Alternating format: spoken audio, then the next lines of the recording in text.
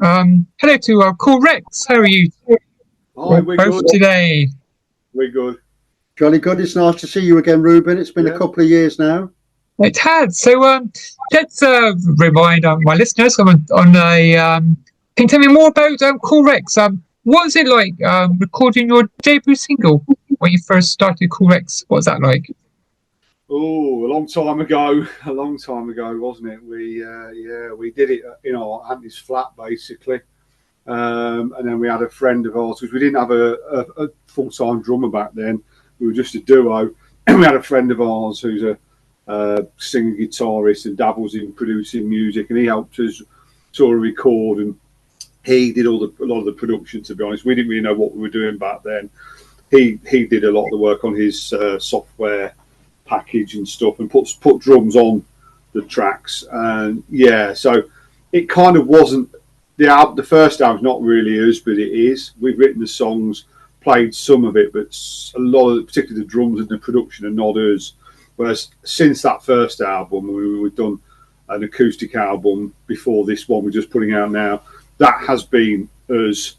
We've recorded everything ourselves, played everything ourselves. We had Alicia join us after the first album to play and record drums, and we produced, and Anthony really is the production guru, as I would say, mixed it, produced it and put it together. So the last album, the acoustic album, and this one coming out is us, whereas the first album is sort of 70% us, if that makes sense.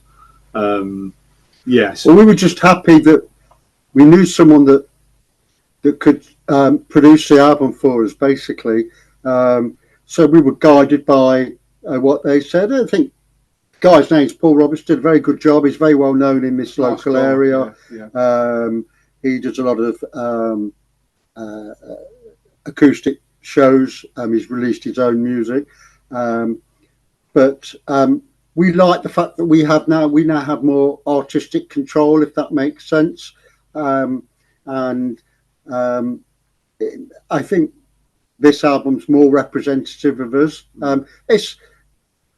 We think it's okay. It's not going to be the finest produced album, but I mean, we're all a work in progress musically and certainly as far as production's concerned. But I think we're moving in the right direction. I think this album is a definite step on from the first album. The second album was kind of a mixture, really. It was some new songs and some songs from the first album we did acoustically, but this album is all new songs, and we're a lot more sophisticated, I think, and polished musically. More complicated, if that's the right word. There's more variety on the album. We've got some electronic sort of ambient music on there. Bit of a reggae style kind of song. Don't want to give too much away. We've widened out a bit, as you do. I guess as you do when you become a band, you often get you progress. It's like life, isn't it? You change and you get new skills and things. And I think that's what this album definitely shows. Got a bit better at songwriting, I think, coming up with ideas. Excited about it. It's like everything in music. It's like any subject. The more time you throw in it, the better you hopefully get. And I think music's probably one of the biggest subjects there is out there. So hopefully, the more we do, we'll see the benefits in the finished product. I think. You just master when you start as a band. You're finding out about each other, what each other can do, and then you're a bit of a narrow base, really. And then as well, you're developing yourself, and as a team, it doesn't sound too pretentious, but you widen out. You start thinking, let's put this sound in. Let's try something with that style, that tempo, and you start to experiment. Every band does, I think, to a degree, go in different directions. You don't make the same album 5 times over. Some may do, but I think you want to progress and change. It's boring just doing the same type of thing, within limitations, of course. But it's been exciting, this album. A lot of hard work. So, can you tell me more about your debut album, The World's Gone Mad? Yeah, it's quite a rocky album. Give or take one or two tracks, but it's got some good punchy songs on there. Girls, for example, The World's Gone Mad, the title track. I think that's a real good banger track.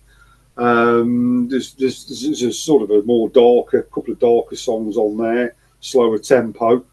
But as you listen to it, like I say, it's we didn't mix we semi-mixed and produced it. It's got a set sound, and Paul bless him, did a great job with it. I take my hat off to him. It's a very good listenable album, but it's not quite as like I say, it is and it isn't. There are songs, but maybe if we'd have had the skills back then to produce it and mix it, it might have sounded a little bit different. I don't know. What do you think, Anne? Do you think it might? It's very hard to say. Yeah. I mean, I suppose we were still forming our own identity then anyway, really. When we first started, we were just glad to make a noise that sounded like a song. Yeah. And we didn't set out to be this band or that band. No. We just tried to make music that we liked the sound of. And so from that point of view, I suppose Paul gave us a bit of a direction, really. Yeah. He gave us a start, didn't he? Yeah. He was a helping hand. I think without him, to be fair, we'd have struggled getting that first album out. We got no experience of it. You know, you were learning the software side of things and production and stuff, and learned a lot more now. And we didn't have the drummer then, fortunately.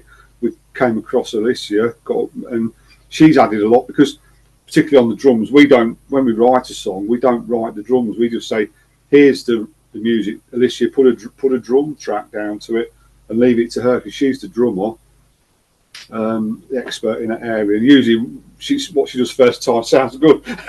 We're lucky. She's a very good drummer. But Alicia, just to quickly say, Alicia's probably, she has been trained. She's had lessons in percussion since she was very young. She was a drummer for the RAF cadets. She still has lessons today. So she's trained, as I suppose you could say, whereas me and David are self-taught. So she is a valuable component in the band. Sorry, you were saying, Ruben? So, can you tell more about a single that was called from your second album, Paracut? It's Life. It's well. Yeah. Just to give you a bit of a story, really, this album that we're releasing in August was going to be the second album. We mentioned this in our first interview. But we wanted it to sound as good as it could be. Songs were a lot more complex. And so we decided after about 6 months that we weren't going to make our self-imposed deadline. So we decided to put this album that we finished now to one side in favour of this second album. And that was half songs of the first album, which is reinterpreted acoustically. And then 5 or 6 songs, which we didn't, for one reason or another, consider for this album. And It's Life was one of those. It's very different to anything we've done before, really. It's a bit lighter. It's a bit more happy clappy. But again, I think we've got a nice, simple sound that Dave came up with. It sounded excellent, and I think the lyrics are quite clever. And you know, it is a step outside of. I don't think people that listen to Cool Rekz, when they were listening to that, unless they recognised our voice, would have immediately said it was a Cool Rekz track. But I think as artists, you don't want to repeat yourself. So that was a very interesting song, and I was thinking about that the other day. Actually, it's a lighty, floaty song, I suppose. It was the song that we used as the leader single from that album. I mean, the second album really was just a stopgap album, as something to be going along with. But that was the history behind that song, anyway. Nice songs on it. I Don't Hate You, I think, on that album is a really good song. Yeah, that was the second single. I think you played that song during our interview. And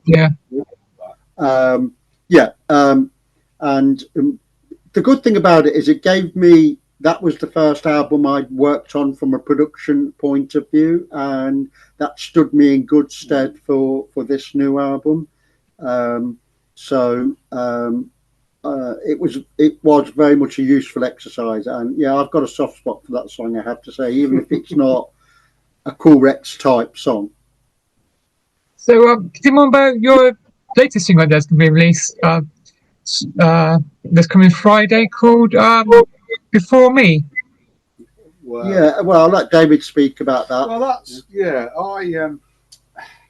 how do I put it? I took some inspiration from other music I've heard, some songs I liked from a long time ago in the 90s. I wanted something upbeat, what you call a banger, fast paced, guitar-y, not a out-and-out punk song. I just wanted something that, would get in there straight away, in your face kind of song. And it just came to me, this riff chord sequence, really. And I did it as a demo to you, didn't I? We didn't have lyrics, did we, at first? I think you put. No. You put. I mean, it's about 18 months ago. You put Yeah, lyrics to it, didn't you? With no set formula for writing a song, really, but most of my lyrics that I write, I will give to Dave in case he writes a song. Music. The music and finds a set of lyrics that might go with it. Other times, he'll send me a song music, and really, say, "Can you make some lyrics up?" Or you just you just look at some of the lyrics you've done, or if you've done some lyrics you haven't sent me. That's quite a strict role we got in the band, isn't it? Andy's all lyrics, all Cool Rekz songs are Andy's lyrics, pretty much. I think I don't do any lyrics. Well, there is one song on the new album where Dave does. But I'd ask Dave for a vibe, really, of what if he was thinking of anything particular in the song. And he said it was a kind of an angry song. Well, but if Dave gives me an emotion, I'll try and just think up a narrative. And I suppose it's very obvious narrative to play the jilted or angered or embittered person from a relationship. So really that's how it came together. So I'll take a steer from Dave if he's got a particular vibe. Other times he'll say, no real vibe, really, just do what you think. So that's how that song came about. But I think with a lot of rock bands, what they do tend to do is, with the first single, bands like U2, they tend to have a 2.5-3 minute fast-paced rock number to sort of kick the album off. They did that quite often with Beautiful Day and Vertigo and that sort of thing. So I think it's very much in that mould. But it is, as David said, a get in, punch it between the eyes and get out quick sort of song.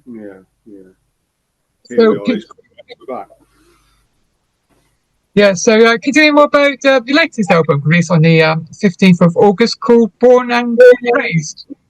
Born and Raised,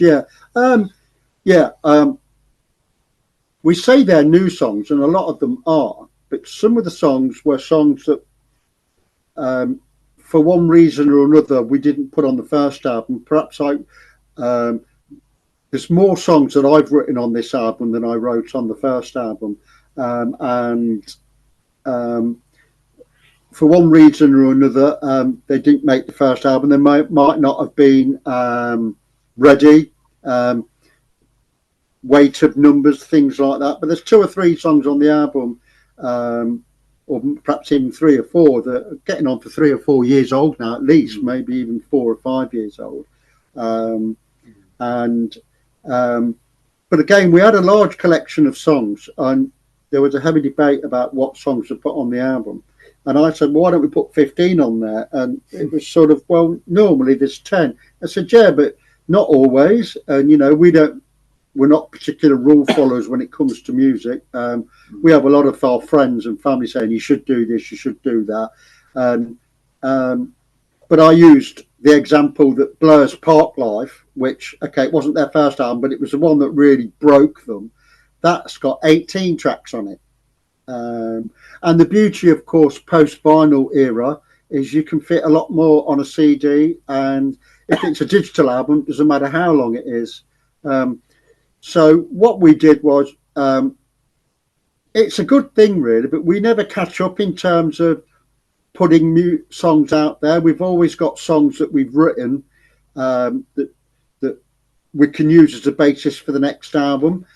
Dave's the worst culprit for this. We'll say, right, stop working on new songs. Let's get the songs we've written perfect. But because he's such a song factory, he's already written 4 or 5 songs that are going to be ready for the next album. But we'll obviously mothball those. But these 15 sort of clears out a lot of the tracks that certainly we'd written but didn't make the first album or the second album.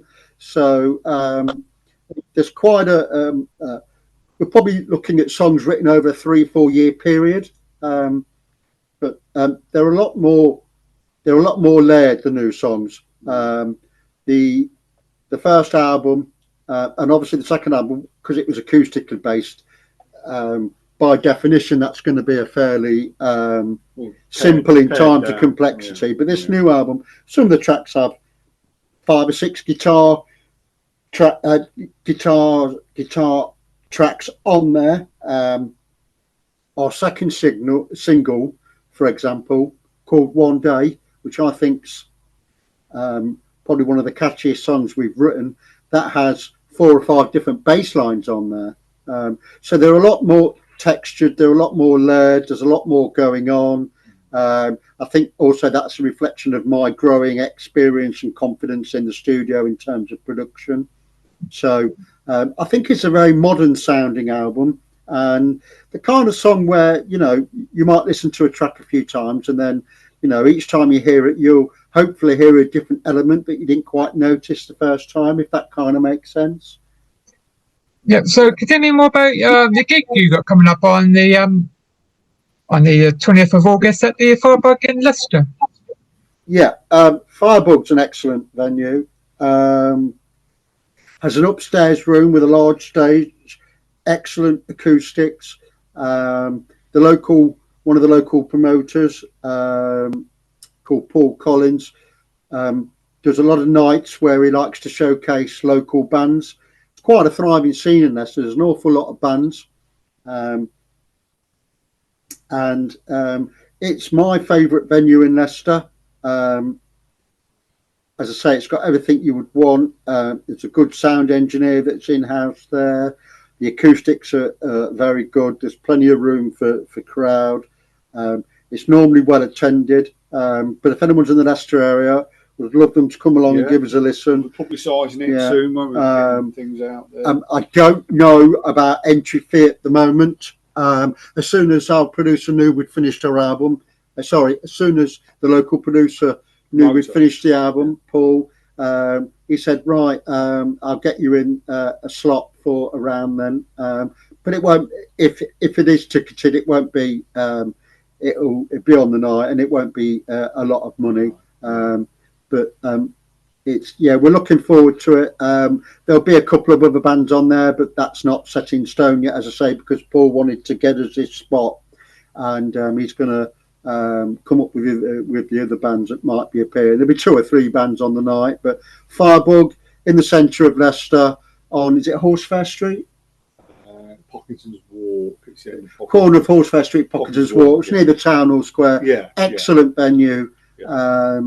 So yeah, we're really looking forward to it. And I think that was the last gig we played before we sort of went into hibernation to continue this album and finish it. But yeah, it's an excellent venue.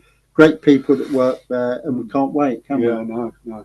We've some rehearsing to do, but we're hoping to get in there, get in the practice studio, doing a few bits. Well, a lot of bits. But yeah, we're looking forward to it. Yeah. So, what's it like being an independent band? Well, obviously, we can only tell you from our point of view, from the point of view of being independent. But you hear so many horror stories from, certainly from a lot of the bands that came to prominence in the 80s and 90s and how they were treated. You know, you've got, I think it's Zuby. I think he's probably was the first sort of high profile person to sort of make it independent. I wouldn't want, if I'm being honest, to be signed to a label, either from a contractual point of view or a control point of view. I mean, you only got to listen to lots of bands that say we went on tour for 18 months. We finished the last concert. We got home exhausted, and the record label says you got 4 weeks, and then we want a new album. And you know, with us, we do things when we want to do them. The one thing with having a record label, or as it were, what they used to be behind, is I think getting the gigs would be easy. You'd have promoters pushing you, getting your venues and gigs. When you're on your own, that's harder because it's. I don't care what you say. Original live music, live is not that popular. It's always been difficult, but it's frustrating. You see covers bands that play all the people's music, get gigs all around. Yeah, if you're doing your own original music, there's much less of an outlet for it live. It's frustrating. That's where I'd like to see the industry change. Let original music get out there, make it easy, more opportunities for people like us to put our music out, get the gigs. It's never been, even in the heyday of pop music, it was never easy. I'm not going to say it was. The thing is, if you're too heavily front loaded on covers bands, where's the new music going to come from? Yeah. They're going to run out of songs to cover, aren't they? Yeah, I think that's the problem. Yeah, you know, the industry needs to look at that, I think. But being an independent band, you have more control. Yeah. Again, you hear a lot of stories. Gary Newman, for example, one of his albums, he had to fulfill a contract, wanted to get away from the record label, had one more album deal. He said, I don't play any songs from that album now. I hate it. I just did it to get them off my back. You know, I can't imagine what it would be like to write an album that you don't believe in. Yeah, I don't think we could. So creative control is, again, I wouldn't want to be somebody else's idea of a concept, which is what we try and politely say to our friends. You know, we want to be who we are, and we want to express that. We don't want to be like that band or this band. We don't want to do silly gimmicks just to get clicks. I think we've never had people severely criticising our music. I think where we seem to get a lot of advice in inverted commas is how to promote ourselves, how to get the gigs, and there's people who have ideas to think they know how to get yourself. That's where we seem to get a lot of advice chucked at us. As far as making music and what we put out, no one seems to really criticise us or be, you know, pointing us this way or that way, do they? Because they know us. We make what we want to make. We can't be told make a song in this style. I just wouldn't want to be that. I think you've got to be a very good musician to have a third party come to you and say, right, write a song in this style. You know, if it's not what you want to do, that's very difficult, and I wouldn't want to be that. You can't control it. You just write. You come out with what you come out with sometimes, don't you? Yeah, I mean, but the thing is, these days, for independent artists, which most artists are, you do have to be a musician, a performer, a recorder, a producer, an engineer, a promoter, a hustler, and you know, a day job. Yeah, and obviously you have a day, like most people, you have a day job. And I think a lot of the time people don't realise, you know, they say, you know, why don't you do this? Why don't you write to them? Why don't you print this and spend all day handing out leaflets? And say, well, because, you know, there's only 24 hours in a day, and, you know, there's other things to do. It'd be jack of all trades these days. Yeah. You do, I mean, but it's a price worth paying. I'd rather do that than trying to do a record label that owns part of you. I mean, Taylor Swift, she's celebrating now because she's just bought a catalogue. That's a strange concept to me. Having to buy back something that you created. So again, that's another thing of being an independent artist. There are songs I wouldn't sell them to anybody, even if I wanted to buy them. That's good. So finally, can you tell my listeners where can they find Cool Rekz on the your socials? The best way to keep up to speed with us is to subscribe to our WhatsApp group. We have a thriving community there, and we post all our information there. And all they need to do is they obviously need WhatsApp, but if they send a message to 07895 766 042. A simple message saying subscribe. The system will send them a link to join our WhatsApp group. We're on Facebook, Instagram. Just Google us. Yeah, Google under us. Cool Rekz, COOL, and then Rex is spelled REKZ. Yeah. We're on all the streaming platforms again under Cool Rekz. Social media. So we're fairly easy to find. We do have a website. Not a lot going on with that at the moment. Again, that's something else that takes a chunk In of time. progress. Yeah, that's coolrekz.co.uk. But the best way to initially make contact with us is either to join the Facebook group or, as I say, send a text message on WhatsApp saying subscribe to that number. All the information we've got on there, and people do get sneak peeks of songs and advance. We always put any announcement we make to the band always goes on that before anywhere else. So that's always a good place to start. Okay, thank you for the chat to you both today. Yeah, thank you. Yeah. No, that's great. We've really enjoyed it, Ruben. Yeah, Appreciate your support. Thank you. You never know, one day we might see you at a gig. Very soon.